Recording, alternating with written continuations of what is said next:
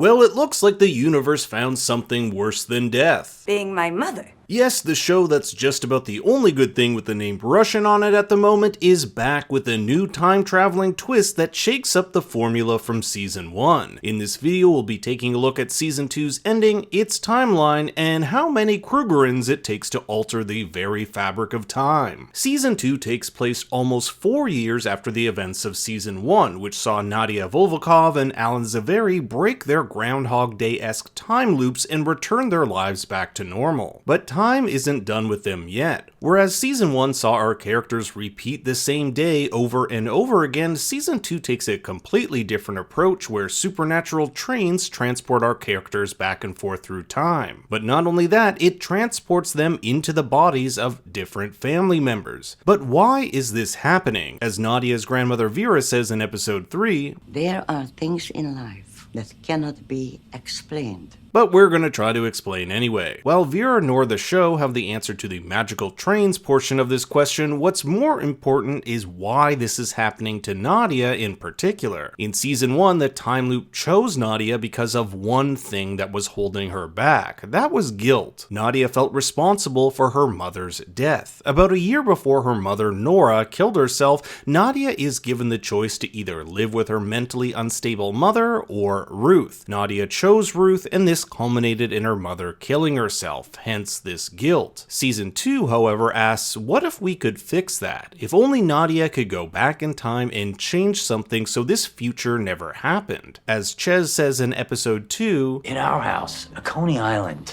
is the thing that would have made everything better.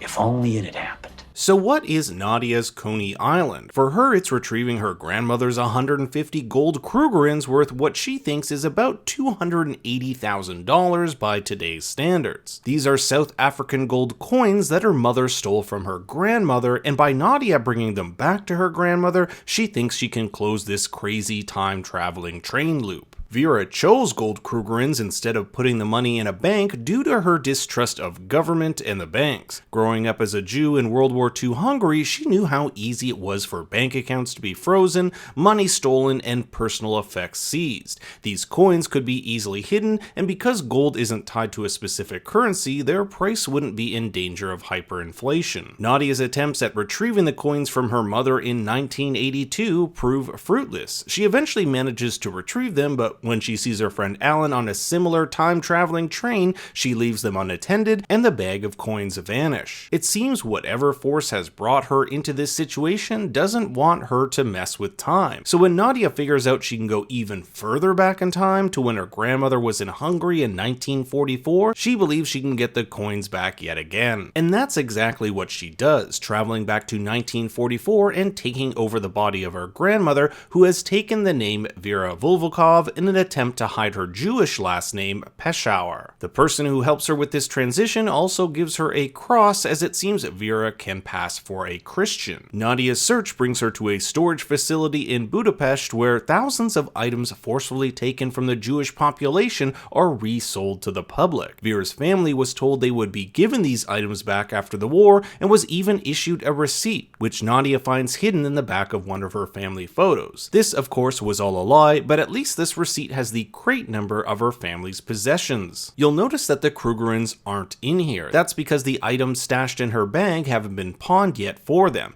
But another problem remains. How does she safely stash these items so they can be retrieved by her grandmother years later? This is where Laszlo Kiss comes in. He's a Hungarian priest who Nadia saw a grave of in 2022 Hungary covered in small rocks, a Jewish custom. Because Laszlo wasn't Jewish, it could be assumed he was a friend of the Jews due to these rocks placed on his grave. Nadia makes reference to this being done to Oskar Schindler's grave in Schindler's List. So Nadia stashes her family's possessions in what appears to be some sort of sewer and gives the map to its location to Laszlo to give to her grandmother after the war. And that's exactly what happens. The very first shot of the season is Vera retrieving the bag of possessions Nadia stashed away decades earlier. But all of this hasn't solved anything. In fact, by meddling in the past, all Nadia has done is create the very future she sought to disrupt. She is caught in another time loop, one in which everything she does leads to the same outcome.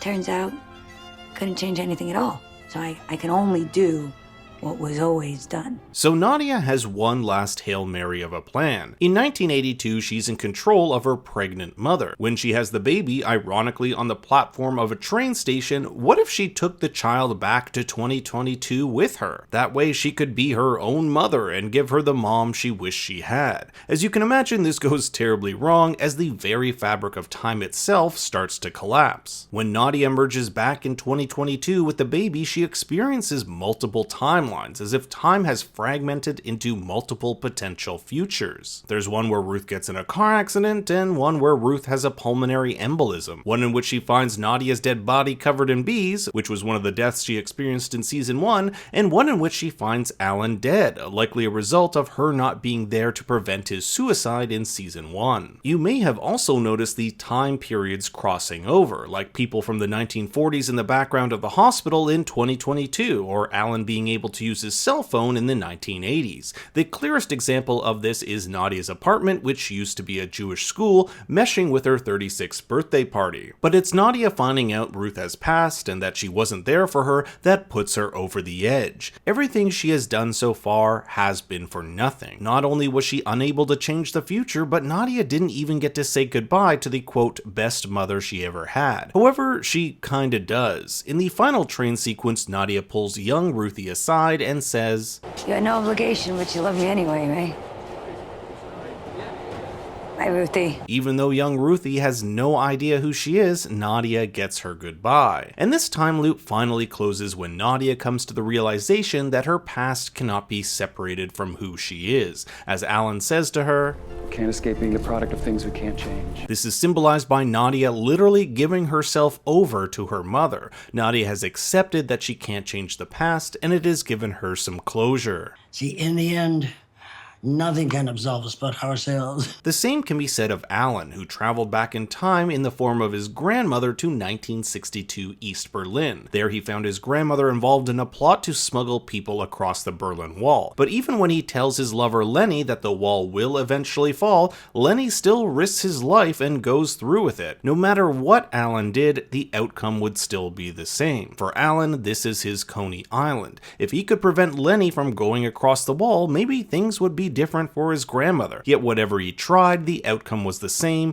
and Lenny leaves. When Alan and Nadia realize their pasts can't be undone, they're both hit by a train and sent to the void, a pocket where time doesn't exist. It is here Nadia is confronted with a choice. She sees a baby and a bag full of coins. However, she only has the strength to carry one. Does she choose herself, as signified by the baby, or her trauma, as signified by the gold? It's this scene that she literally lets go of her trauma and chooses herself. Alan has a final talk with his grandmother, Agnes, who gives him a pep talk saying that he needs to stop worrying and learn to live. Even though he may have imperfections, to her, he is perfect. There's not much we know about Agnes, whether this is actually her or some figment of Alan's imagination, but she seems to be someone who can travel through the timelines and has an age considered she would have been born in the 1930s or 40s. The name Agnes comes from Greek meaning pure and holy. She guides people through the underground, like how she helps Nadia in episode 3. Religious and mythological symbolism is used heavily throughout the series. Even Nadia is directed by literal guardian angels when she first emerges from the train. With Nadia's arc complete, she emerges back in present day a month after her 40th birthday. Ruthie has passed, but Nadia has now come to terms with her death and is at peace with herself. Just take a look at the last shot of season 2 compared with the first shot of season 1. We've come full circle. However, this time Nadia is trying ever so slightly to smile, finally having gained control of her life. But what did you think of Russian Doll Season 2? I want to hear your thoughts and theories in the comments below. Be sure to like and subscribe, and for more bad takes, you can follow me on Twitter and Instagram at ThinkStoryYT.